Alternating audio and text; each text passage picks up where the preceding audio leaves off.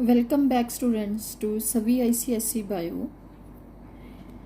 बेटा आज हम स्टार्ट करेंगे कॉन्साइज बायोलॉजी का 10th क्लास की का chapter excretory system, chapter number 9।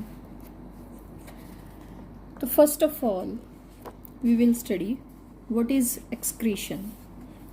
Excretion is the process of removal of waste from the body. Excretion क्या है? ये प्रोसेस है जिसमें बॉडी के जो वेस्ट मटेरियल है वो बॉडी से रिमूव होते हैं। वेस्ट मटेरियल मेनली जो है वो है नाइट्रोजनस वेस्ट, जैसे कि ammonia, urea and uric acid. बाकी कार्बन डाइऑक्साइड भी है, एक्सेस वाटर भी है, सॉल्ट्स भी हैं, ये भी रिमूव होते हैं। The process of removal of chemical waste, mainly nitrogenous waste, from the body is known as excretion. और जो excretion है, it plays a important role in maintaining homeostatic condition. Homeostatic means it is the steady state, balance maintain करता है body का। And organs which are concerned with formation, यहाँ पे urine form होता है, स्टोर होता है और एलिमिनेट होता है, they constitute the excretory system. Yes students, you should not be confuse with defecation and excretion.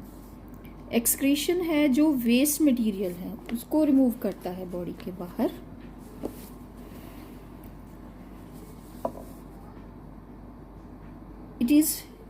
It may be मतलब called more the urinary system. Urine remove करता है, इसमें वेस्ट होते हैं बॉडी के जो बॉडी के लिए हार्मफुल है।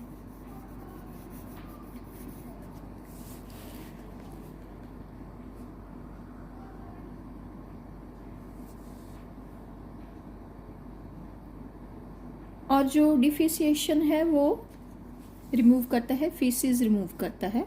फीसिस क्या है? They are the undigested part of the food, जिसको हमारी बॉडी डाइजेस्ट नहीं कर पाती उसको फीसिस बोलते हैं।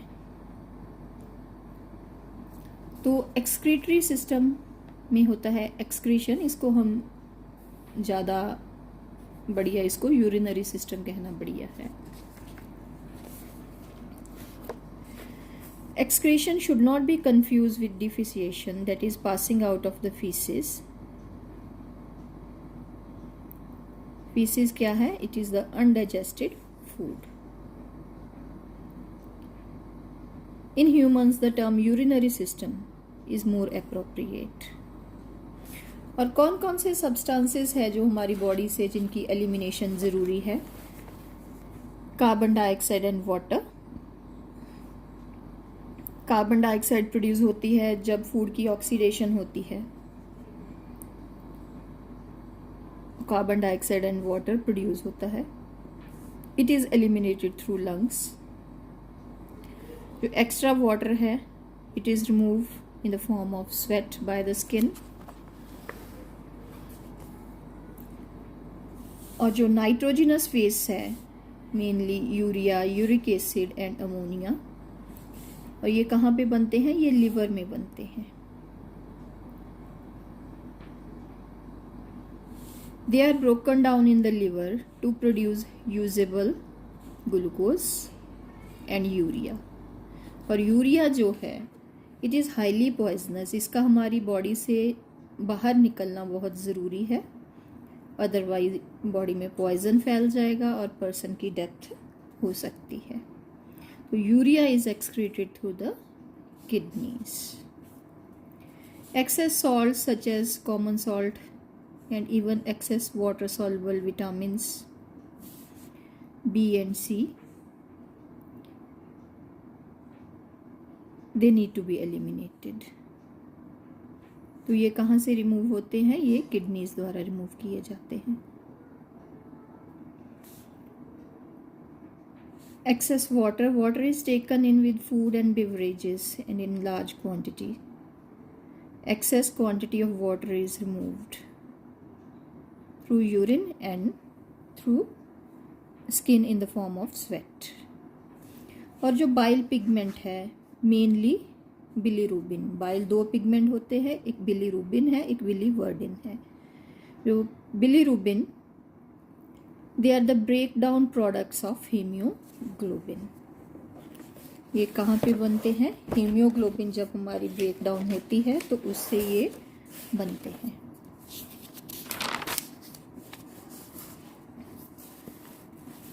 Break down of the worn out RBCs. तो ये क्या करते हैं? ये येलो कलर इम्पार्ट करते हैं फीसेस को. These pigments are modified in the intestine to the pigment that give feces their yellowish brown color. So what is excretion? Excretion is the removal of harmful and unwanted nitrogenous waste products from the body. तो हमारे excretory organs कौन कौन से हैं? The main excretory organs जो chief nitrogenous waste remove करता है वो है kidneys. These are the primary excretory organs eliminating nitrogenous waste. तो ये इनमें कौन कौन से आते हैं? इनमें आते हैं किडनीज है, यूरेटर्स है, यूरिनरी ब्लैडर है, यूरेथ्रा है. और जो एसेसरी एक्सक्रीटरी ऑर्गन्स हैं जिनका मेन फंक्शन एक्सक्रीशन नहीं है उनमें कौन कौन से हैं? स्किन है, लंग्स है और लिवर है. जैसे स्किन का मेन फंक्शन एक्सक्रीशन नहीं है तो ये एसेसरी एक्सक्रीटरी ऑर्गन आ गया. The sweat excreted by the sweat glands of the skin primarily excrete water and sodium chloride. Lungs जो हैं वो कार्बन डाइऑक्साइड रिमूव करते हैं through the expired air. Liver जो है it detoxifies ammonia, poisonous ammonia को यूरिया में convert कर देता है and urea is excreted through urine. और कोलेस्ट्रॉल है, अल्कोहल है, निकोटिन है, ड्रग्स है, they are also broken down in the liver. Then kidneys आ गए बेटा. किडनीज क्या है? ये है बीन शेप्ड ऑर्गन्स है. टू है on the either side of the backbone. और इनको कौन प्रोटेक्ट करता है? And are protected by the last two pair of ribs. जो right side kidney is at slightly lower level than the left थोड़ी सी ऊंची है, राइट थोड़ी सी नीचे है. और किडनीज से ट्यूब्स निकलती हैं, यूरेटर्स है. यूरेटर्स ओपन कर जाती है यूरिनरी ब्लैडर में और यूरिनरी ब्लैडर जो है वो ओपन करता है यूरेथ्रा में.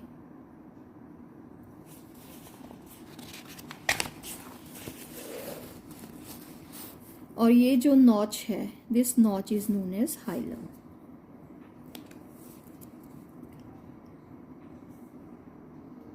The front end of the ureter is somewhat expanded into the kidney. ये थोड़ा सा ये ऐसे expanded है, थोड़ा सा ये expanded है and it forms the pelvis. The urine produced in the kidney constantly flow through the ureters. ureters में आ जाता है urine और ureter से urinary bladder में और urinary bladder से urethra में. urethra पे स्पिंचर मसल है. जब स्पिंचर मसल रिलैक्स करते हैं तो यूरिन पास आउट हो जाता है. And the act of passing out of urine, ये बेटा आपको एग्जाम में आ जाता है कई बारी. And the act of passing out of urine under the impulse from the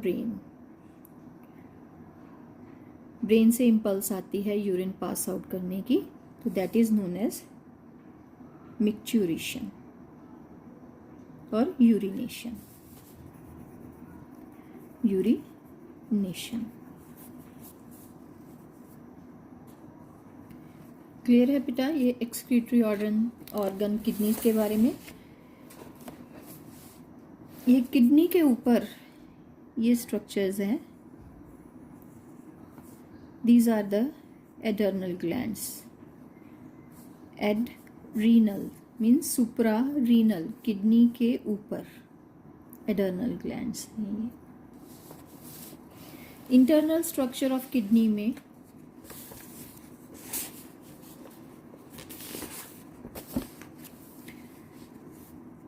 the longitudinal section, जो लेंथ वाइज सेक्शन काटा गया है किडनी का, उसमें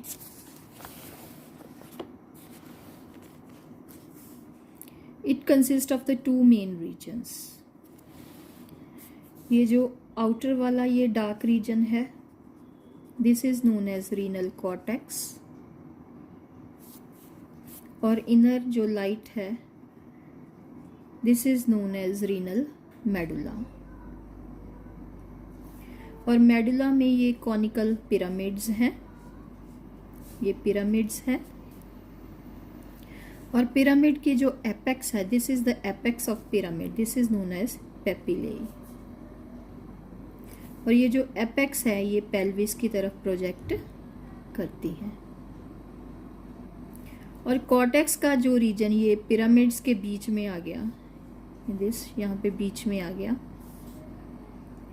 these are known as renal columns. ठीक है बेटा, एक बार फिर एक्सप्लेन करती हूँ। ये this dark one, this is known as cortex, और ये light one, this is known as medulla. और ये कॉनिकल पिरामिड्स हैं, ये पिरामिड्स हैं। पिरामिड की जो ये कॉनिकल जो फेस टुवर्ड द पेल्विस है, that is known as papillae. और कॉर्टेक्स का जो रीजन पिरामिड के बीच में आ जाता है, that is known as renal column, renal column. जैसे हम छोटी क्लासेस में किया है, या जो न्यूरॉन है, it is the structural and functional unit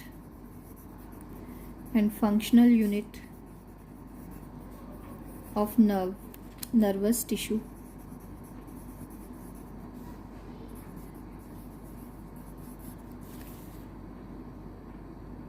इसी तरह जो किडनी है उसका जो स्ट्रक्चरल एंड फंक्शनल यूनिट है, दे आर द नेफ्रॉन्स और द यूरिनिफेरस ट्यूब्यूल्स, और उनको क्या बोलते हैं, रीनल ट्यूब्यूल्स, और उनको क्या बोलते हैं, किडनी ट्यूब्यूल्स।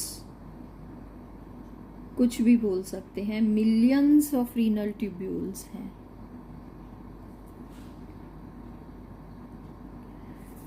$2 million approximately।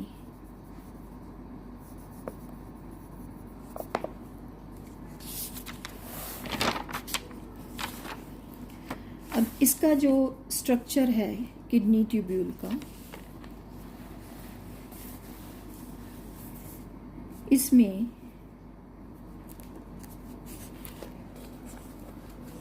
पहले यहाँ से करवा देती हूँ आपको। ये थिन वॉल, यहाँ पे सिंगल सेल थिक एपिथेलियम का ये जो एक ये ऐसे कप लाइक स्ट्रक्चर बना है, कप लाइक स्ट्रक्चर बना है, this is known as Bowman's capsule. इसकी जो कनकेविटी है दिस, इसमें ये एक नॉट लाइक लंप है कैपिलरीज की, उसे बोलते हैं ग्लोमेरुलस। कैपिलरी नेटवर्क को क्या बोलेंगे, glomerulus. Nephron consist of a cup like single layer of epithelial cells called Bowman's capsule, और बॉमन्स कैप्सूल में knot like mass of capillaries present है, उसे क्या बोलेंगे? ग्लोमेरुलस।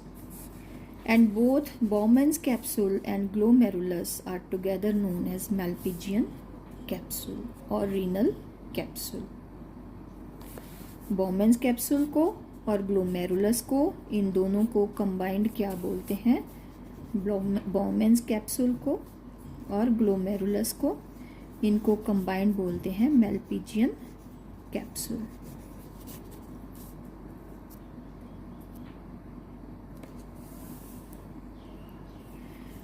और मैल्पिजियन कैप्सूल से कुछ फोल्डेड ट्यूब्स अराइज करी, जो बॉमन्स कैप्सूल के पास वाली है उसको हम बोलेंगे PCT, प्रॉक्सिमल कन्वॉल्यूटेड ट्यूब्यूल, PCT। ये प्रॉक्सिमल मीन्स ये बॉमन्स कैप्सूल के नियर है।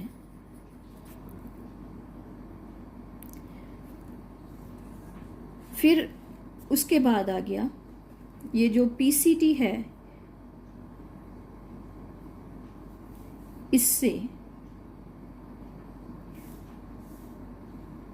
ट्यूब नीचे को अराइज करी, ये स्ट्रेट है और फिर ये यहाँ पे यू लाइक बेंड कर गई, फिर ऊपर को चली गई। This is known as descending limb जब नीचे को आई, और जब ऊपर को गई असेंडिंग लिम्ब, और इसको हम बोलते हैं loop of Henley. Middle U shape part, this is known as loop of Henley. और ये जो कॉलम्स है ना, पिरामिड्स है, उसमें ये पार्ट प्रेजेंट होता है मेडुला में। This is in the medulla reason. और ये जो है बॉमन्स कैप्सूल और PCT, ये क्या है? ये किस में प्रेजेंट है? कॉर्टेक्स रीजन में प्रेजेंट है। क्लियर है बेटा? उसके बाद में ऊपर असेंड करके फिर ये कुछ टर्न्स लेगी, कुछ फोल्डिंग्स होगी किडनी ट्यूब्यूल्स की। This is known as DCT, distal convoluted tubule.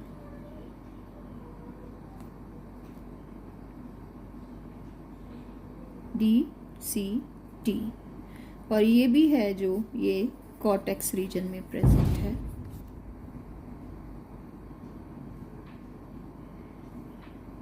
और जो DCT है वो ओपन कर गई कलेक्टिंग डक्ट में,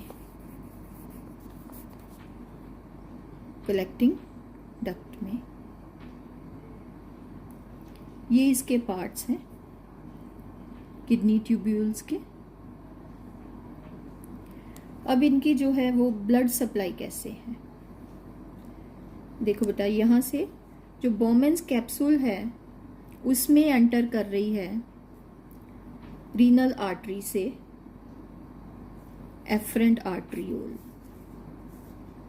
एफरेंट आर्टरियोल रीनल आर्टरी से आई। ये थोड़ी वाइड ल्यूमन है, वाइड है। और बॉमन्स कैप्सूल में ये ब्रांच कर गई, knot like structure of capillaries बना दिया इसने, that is known as glomerulus. जब बॉमन कैप्सूल से बाहर निकलेगी, then they again these capillaries reunite to form efferent arteriole. But comparatively efferent से जो बाहर निकलने वाली आर्ट्रियोल है दैट इज थिन।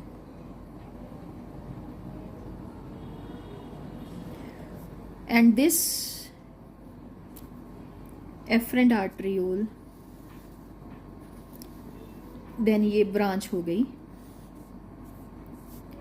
इसने ब्रांचेस दी। ब्रांचेस इसकी यहाँ पे PCT पे दी इसने, ये PCT को ब्रांचेस दी, ये PCT को ब्रांचेस दी।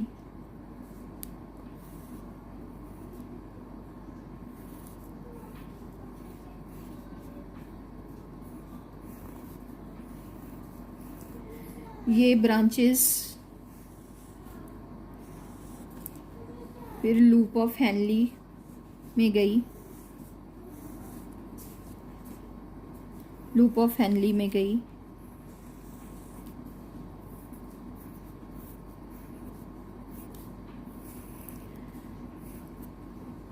देन ये कंबाइन करके इन्होंने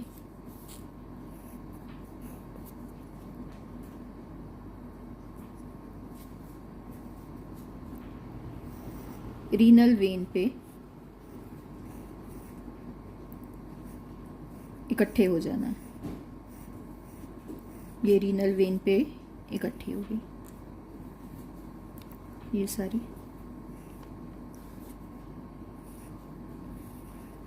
ये हो गई renal vein, renal vein. This secondary capillary network, the efferent arteriole break up into secondary capillary network. This capillary network is known as vasa recta, which surrounds the renal tubule, और बाद में ये reunite कर गया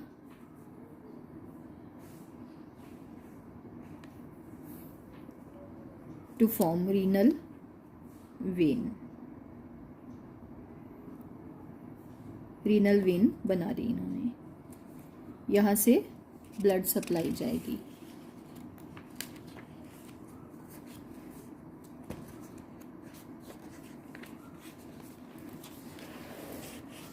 yes बेटा, मैं उम्मीद करती हूँ कि ये आपको स्ट्रक्चर ऑफ नेफ्रॉन और स्ट्रक्चर ऑफ किडनी ये आपको अच्छी तरह समझ आ गया होगा। अगर आपको कोई भी प्रॉब्लम है तो आप मुझसे मैसेज करके पूछ सकते हो, ठीक है बेटा। तो ये आज की वीडियो ये जो है इस लेसन की मैं यहीं पे समाप्त करती हूँ। Thank you for watching.